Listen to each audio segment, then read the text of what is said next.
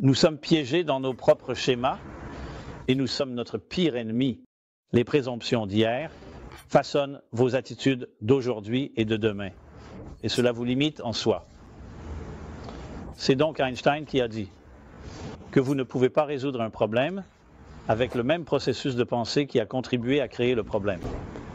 Ou parfois, il y a une autre variation que si vous voulez changer le système, vous devez avoir une solution venant de l'extérieur du système. Parce que tout ce qui est à l'intérieur du système fait partie du système. Premièrement, vous ne savez même pas si cela a changé. Peut-être juste un autre produit systématique, un autre produit de l'ancien système, ou cela peut être, et cela peut être ou non une illusion de vrai changement. Lorsque vous vous trompez vous-même en pensant que vous changez.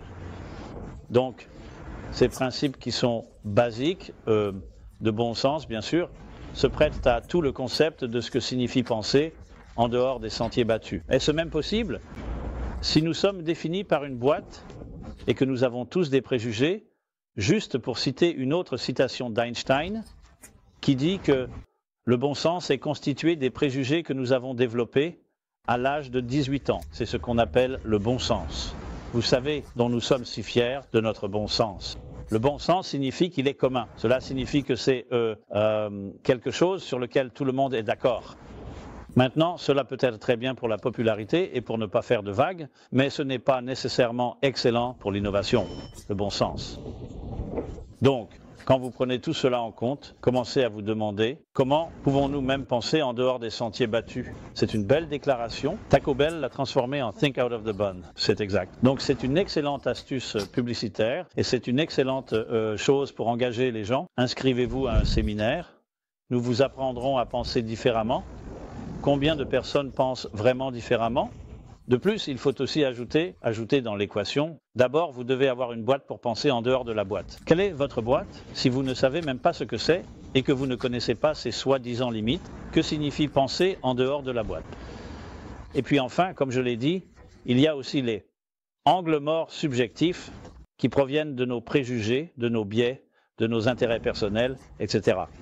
Donc ce n'est pas une question simple. Et par conséquent, c'est assez simple. C'est ce qui est définitivement évident. Pourquoi? La non-conformité et les véritables idées pionnières, ne se produisent pas à chaque instant. Et tout le monde n'est pas capable de le faire. Vous savez, Einstein, ce qu'il a découvert, c'est une fois dans l'histoire. Vous savez, comparable à Newton, peut-être même plus grand que cela.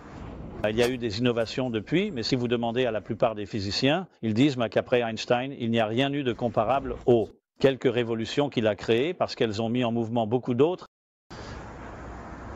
Alors, y a-t-il un secret à cela? Y a-t-il une formule? Et évidemment, chacun de nous, dans nos propres domaines, nous ne sommes pas des physiciens, donc probablement pas dans le monde de la physique. Mais la vérité est que l'innovation n'est vraiment pas limitée, même au monde. C'est une chose logique. L'innovation signifie penser différemment à propos de n'importe quel sujet auquel on pense.